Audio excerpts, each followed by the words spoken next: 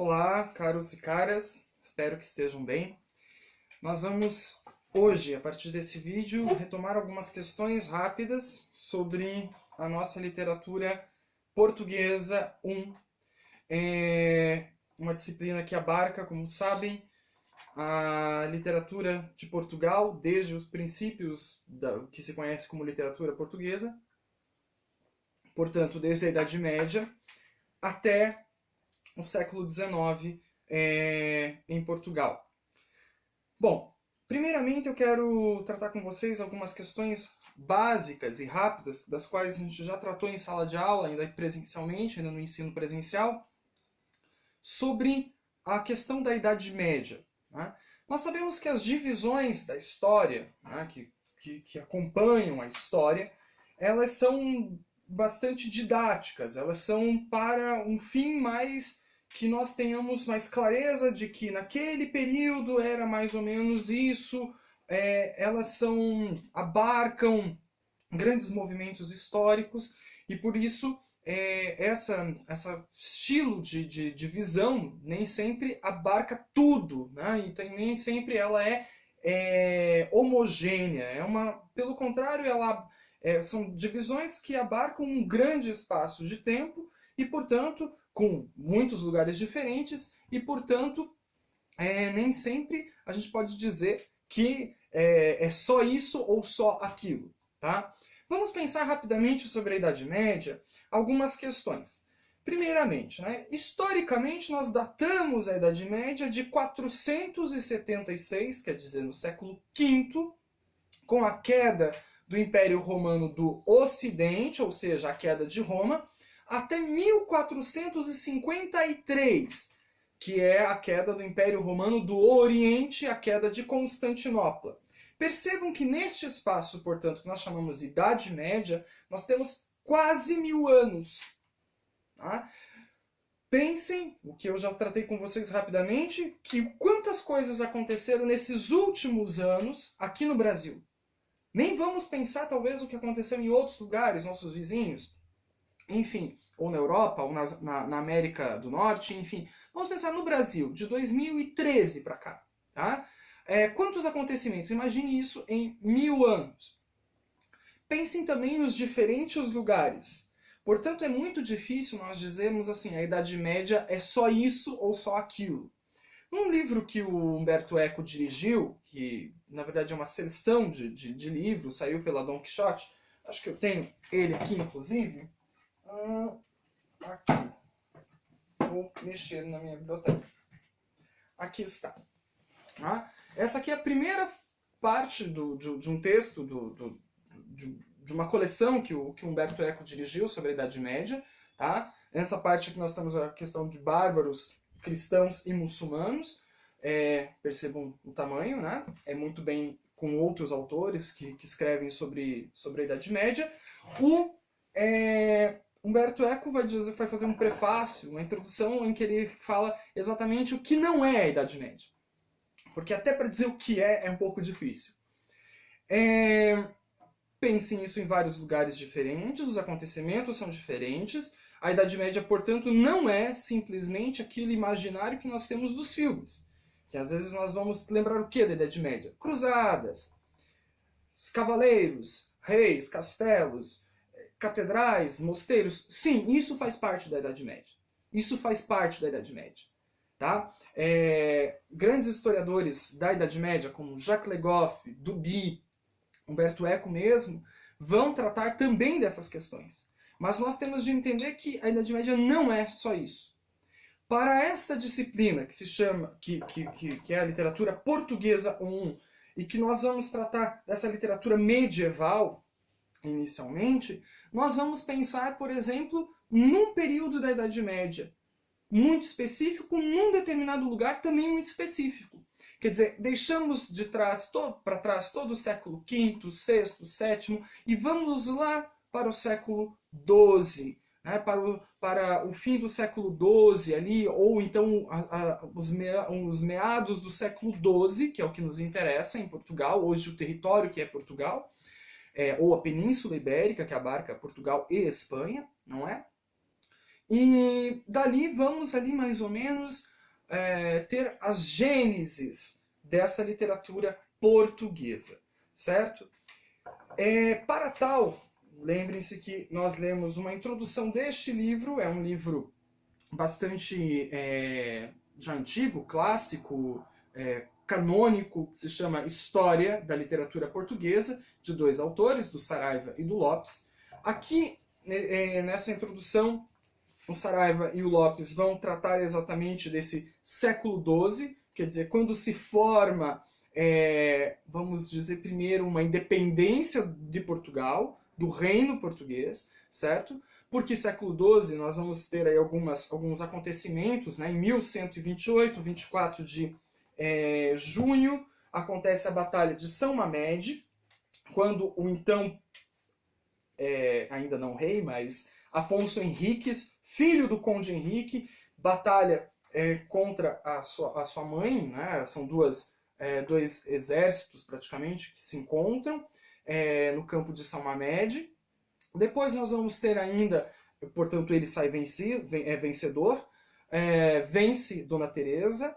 Depois ele continua numa questão de expansão do reino ao sul, onde acontece em 1139, no dia 25 de julho, no dia de Santiago, inclusive, um dia muito significativo para a Idade Média, isso, uma batalha com os mouros, com os árabes, com os muçulmanos, e Santiago era o protetor dos cristãos, por essa lógica medieval, dos cristãos contra os muçulmanos.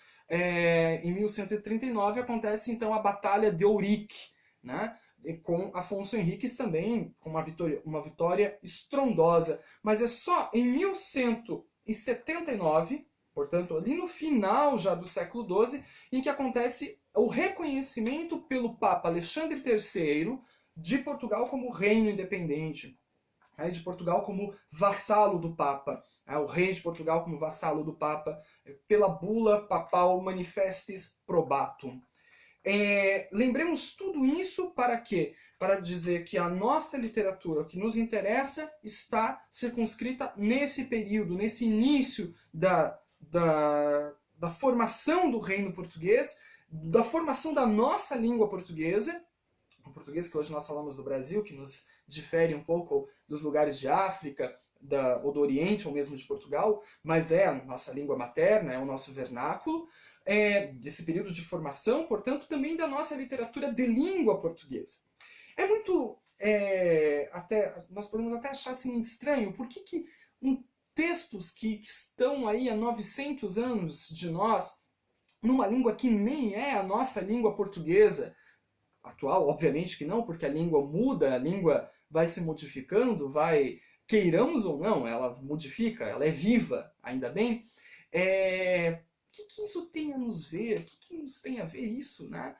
E nós vamos perceber, ao longo da disciplina, como esses textos dialogam, ressoam com a nossa literatura no Brasil, ainda. Ou com a literatura em tantos outros lugares, como também de Portugal. E também como o ser humano, tão longe, tão distante, de contextos tão diferentes, em determinados momentos é tão parecido, né? Sente saudades. Existem, portanto, as cantigas de amor, existem as cantigas chamadas de amigo, mas também existem as cantigas de sátira. Tem a necessidade da crítica, tem a necessidade de alfinetar o outro, cutucar, saber o que está acontecendo ali. Então, portanto, esse período que nós chamamos de trovadorismo é o primeiro momento, né, pelo menos na nossa questão lírica, né, nós vamos tratar aqui primeiro de lírica trovadoresca, lírica medieval, para nós nessa disciplina. Lembro para vocês também, né, que nós usamos este outro texto aqui, deixa eu pôr para cá, este aqui da Lênia Márcia Mongeli, né, a Lênia Márcia Mongeli, que é professora lá da USP, e ela reuniu numa antologia da lírica medieval galego-portuguesa, porque existem outras líricas, outras línguas, né, como hoje os territórios que compõem a Alemanha, a França e tantos outros lugares. Ela reuniu uma antologia de poemas dessas cantigas medievais.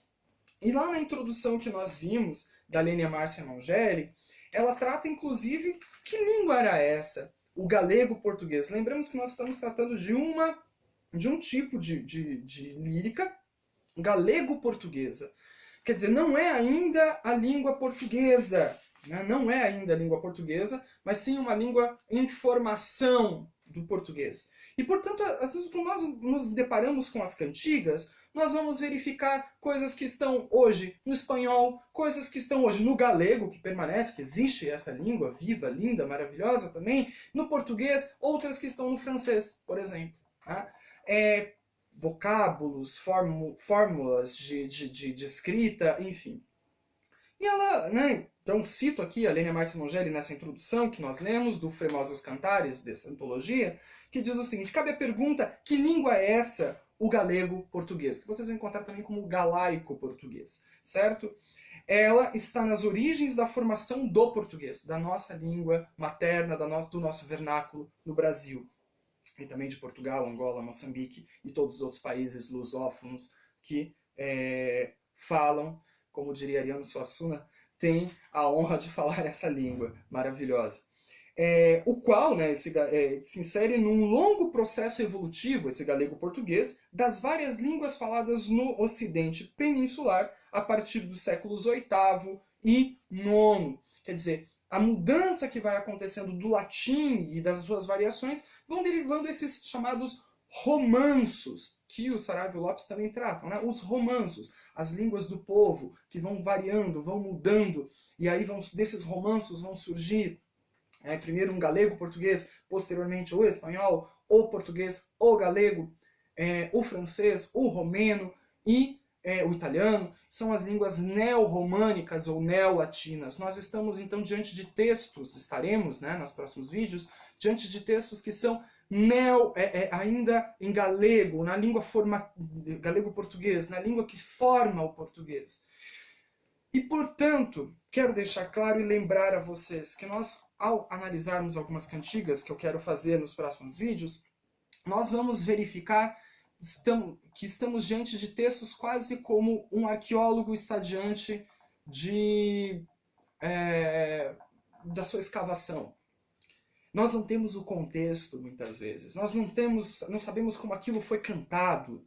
Porque lembre-se que eram textos para serem cantados publicamente, né? Na sala do rei, ou nas feiras, na vida das pessoas. Não eram textos para serem lidos, eram textos para serem cantados, acompanhados de instrumentos musicais, de corda, sopro, percussão. Então, nós estamos diante hoje de textos que nem sempre têm, por exemplo, a partitura musical.